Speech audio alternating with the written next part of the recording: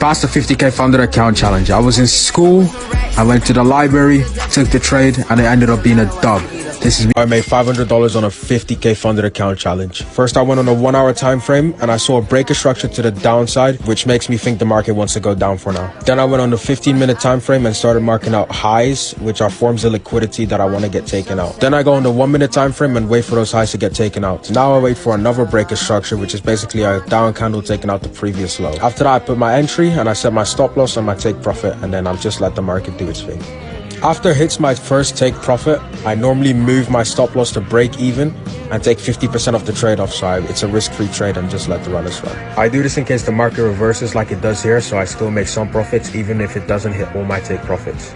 Trying to pass a 50k funded account challenge day 2, 3, and 4. I'm gonna keep it a buck with you guys. I lost like $612 in the second day, wiping out all our profits from day 1. Then the next day we caught a nice trade, made like $237. And today we caught another trade, making us another like $275. Trying to pass a 50k funded account challenge. Walking that bit with some racks. Fresh is a definite facts.